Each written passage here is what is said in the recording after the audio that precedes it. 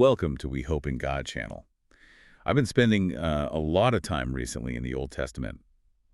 And, it can often feel like this dense manual of rules. But when you look closer, God's grace and His profound love are actually woven right into some of the most specific and sometimes strange instructions. It's just amazing when you approach the Bible with a kind of analytical curiosity. And a verse you've read a dozen times suddenly, well, it just illuminates a new path for your walk with Christ. That's so true. And that analytical curiosity you mentioned, Yeah. that is exactly what we need for this deep dive. We're taking these rich scriptural sources and, really trying to synthesize them to reveal the most important insights. Today, we're focusing on Numbers chapter 28, which gives us an incredible look at the true cost of preparation. We'll follow our usual three-step structure. First, we'll look at the scripture, then we'll move into a deeper reflection, and finally, we'll talk about the application for our spiritual lives today. We really do hope this serves as a small light for you. Absolutely. Our mission today is to dig into these ancient instructions about preparing for worship instructions that, on the surface, seem almost arbitrarily difficult, to uncover why God asks for such intentionality. So let's just jump straight into the source material. We are focused on Numbers chapter 28, specifically verses 9 and 10. It provides the instruction for the Sabbath observance, and it says, "On the Sabbath day, make an offering of 2 lambs a year old without defect, together with its drink offering and a grain offering of 2/10 of an ephah of the finest flour mixed with olive oil. This is the burnt offering for every Sabbath, in addition to the regular burnt offering and its drink offering." Okay, what's so fascinating here is the sheer weight of context surrounding this one command. I mean, these aren't instructions given to some newly formed innocent tribe.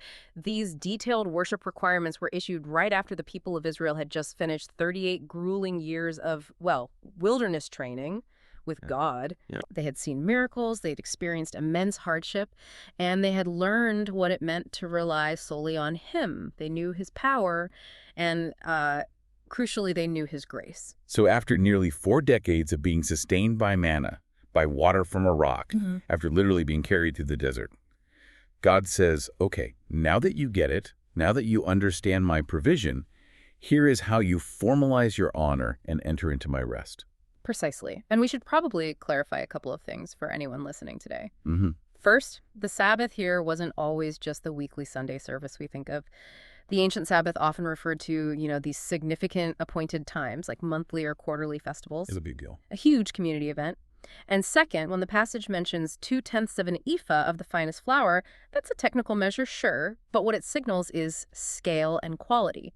It's a very substantial quantity of the absolute best possible ingredients, not just leftovers. Okay, let's focus on the part that genuinely seems, almost designed to be difficult, the age requirement. Yeah. The command is so strict.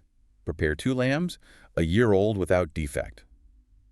Why that specific age? Why didn't God just ask for, like, a newborn lamb? That would be so much easier to certify as flawless. And that is the real head-scratcher in this passage, isn't it? Why demand a perfection that requires so much sustained, long-term human effort? I mean, if you wanted a flawless lamb right after its birth, that animal would be physically pure, right? It's had minimal exposure to injury or disease. But demanding a lamb remain without defect for an entire year, that just raises the bar from a simple inspection to, complex, continuous care and vigilance. So you're saying the actual offering wasn't just the animal they brought on the day of the festival. Yeah. It was the 365 days of meticulous work and commitment that went into preserving its purity. That is the core reflection, yes. Just think about the logistical and the emotional cost. To keep an animal flawless for a year, you couldn't just pen it up and forget about it. You had to choose it early. This was a premeditated decision. A full year out. A full year. Then you had to constantly nurture it, actively shield it from accidents, make sure it was well fed to prevent sickness, and protect it from any little injury that would make it defective. The true sacrifice was the continuous, focused attention over that entire 12-month period. Wow. That completely shifts the meaning of preparation. Yeah. It means the people of Israel couldn't possibly decide on Friday afternoon, oh, I've got the Sabbath festival tomorrow, let's go find something acceptable. No way. They had to begin planning and setting aside resources a full year in advance. This is not last-minute spontaneity. This is disciplined, thoughtful devotion. And it connects directly to the purpose of worship. God wasn't just interested in the physical offering itself. Right. He was interested in the state of the heart that presented it. The purity of the offering represented the purity of the commitment that was maintained over the long term. It wasn't just about showing up for 1 hour. It was about protecting and nurturing a pure state of mind and heart and life for the whole cycle leading up to that moment of worship. That's such a powerful distinction. Because if we translate that, that intense physical labor into our spiritual lives, the question changes. It goes from, am I ready for Sunday service, to the much deeper, am I spending my week guarding my heart and mind with the same vigilance they spent guarding that lamb? Exactly. When we connect this back to that without defect standard, the practical challenge becomes a spiritual strategy for us today. Are we coming with the best offering of our resources? Our modern challenges like distraction and burnout.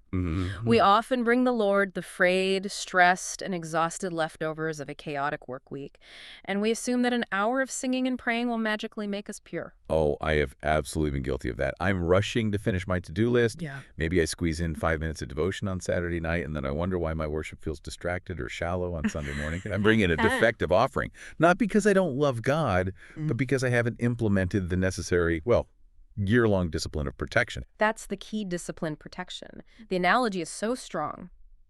In our context, that flawless lamb is our focus, our time, the thoughts we allow to consume us. If we let stress, distraction, social media, and anxiety just wound and taint our thoughts all week, then by the time we arrive at worship, we don't have something pure to present. Yeah. We're offering something that's been marred by the chaos we failed to guard against. So the application here isn't just a simple rule. It's more of a proactive strategy for premeditated devotion. It means intentionally preparing our heart, our mind, even our physical space throughout the week, and viewing the whole 7 days as a gift that culminates in this dedicated moment of worship. And that preparation involves those specific actions we can pull from the source. Guarding our time in life with intention, choosing what we consume, where we direct our energy, Right. offering it with gratitude, recognizing every single day as a blessing, and giving it without holding back, meaning our devotion isn't just the spare change, the residual time we have left over. It's prioritized. It's prioritized. It's a choice made, in a sense, 365 days in advance. This level of disciplined focus really does honor the instruction in Numbers. And as you commit to this discipline, as you honor him through this deep preparation of the heart, may you fully receive the promised consequence, the true rest, the deep peace, and the abiding grace that the Lord promised to those who come before him with purity. Before we close, let's just tie this back to the bigger picture. We talked about the Old Covenant, that system of, detailed laws and physical offerings that Israel was under. Right, which was all about maintaining physical purity through specific acts. Exactly. The Old Covenant provided a temporary way to be reconciled through these physical, repetitive animal sacrifices. It highlighted humanity's constant need for cleansing and just how impossible the standard of holiness is. So if God required such intense, year-long preparation for a physical, temporary offering under that Old Covenant, just to keep one lamb pure, what kind of intentional, continuous spiritual preparation should we be bringing today? For the offering of our entire lives under the New Covenant, where the sacrifice has already been made, and we are called to present ourselves as living sacrifices. That is the measure of disciplined commitment we should carry forward this week. I've walked through weeks and wilderness, learning to rest where your presence is. And not just a day, but a life set apart, a quiet offering from a worshiper's heart. You call me to bring what is whole and pure, not a last-minute faith, but a love that endures. A spotless lamb I've guarded with care. I bring it now, Lord, in trembling prayer. I won't come empty, I won't come late. This heart is yours, I consecrate. You are my Sabbath, my peace, my song.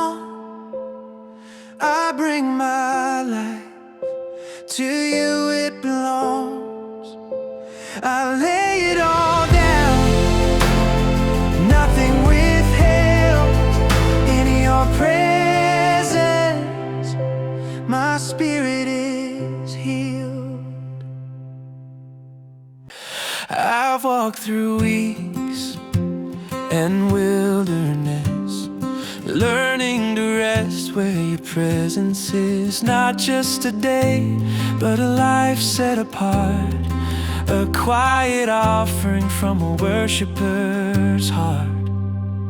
You call me to bring what is whole and pure, not last-minute faith, but a love that endures. A spotless lamb I've guarded with care. I bring it now, Lord, in trembling prayer. I won't come empty, I won't come late. This heart is yours, I consecrate. You are my Sabbath, my peace, my song. I bring my life to you, it belongs. I lay it all down, nothing withheld. In your presence my spirit is healed.